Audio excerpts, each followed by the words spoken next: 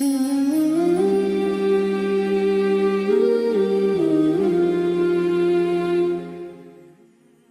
علیکم ورحمۃ اللہ وبرکاتہ my dear brothers and sisters and welcome to a new programme. ہمارا یہ بڑا اسپیشل پروگرام ہے, اس کا نام ہے اوتھینٹک وظیفے,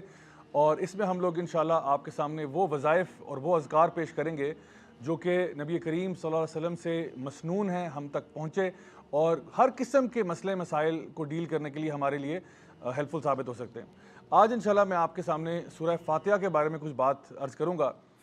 صحیح بخاری کی کتاب الطب کے اندر یہ حدیث موجود ہے جہاں پہ صحابہ نے ایک دفعہ ایک جگہ پر سفر کر رہے تھے تو ایک قبیلے کے پاس جا پہنچے اور ان سے کچھ ریکویسٹ کی کہ ہمیں کچھ کھانے پینے کے لیے کچھ سامان ہمیں دے دیا جائے, کیونکہ ظاہری بات ہے مسافر تھے. اچھا, ان لوگوں نے ان کو انکار کر دیا کہ نہیں جی ہم کچھ نہیں آپ کو دے سکتے. ان دا مین ٹائم کیا ہوا کہ ان کا جو سردار تھا قبیلے کا, اس کو کوئی سانپ یا بسو وغیرہ ڈس گیا, جس کی وجہ سے اس کی حالت جو ہے وہ بہت زیادہ کرٹیکل ہو گئی. اب انہوں نے دوبارہ سے کانٹیکٹ کیا صحابہ کو کہ بھئی اگر آپ میں سے کوئی شخص رقیہ جانتا ہے یا کوئی ٹریٹمنٹ کا کوئی آپ کے پاس طریقہ کار ہے تو پلیز آپ ہمارے اس سردار کی جو ہے مدد کریں. صحابہ میں سے ایک آگے بڑھے اور انہوں نے کہا کہ ہاں میں رقیہ جو ہے وہ جانتا ہوں, اور انہوں نے کیا کیا کہ سورہ فاتحہ جو ہے اس کا دم کیا. اب سورہ فاتحہ کس طرح دم کیا؟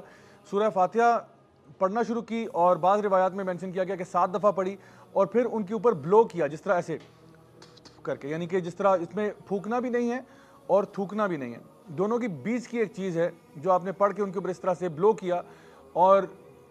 کچھ ہی دیر کے بعد وہ شخص جو ہے وہ بالکل صحت یاب ہو گیا.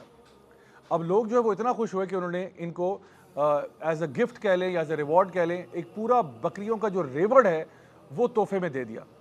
صحابہ یہ معاملہ لے کر نبی کریم صلی اللہ علیہ وسلم کے پاس گئے اور سوال کیا کہ ایک تو یہ کہ کیا اس طرح سے دم کرنا صحیح تھا, تو اس پہ تو آپ صلی اللہ علیہ وسلم نے فرمایا کہ ہاں یہ ٹھیک تھا.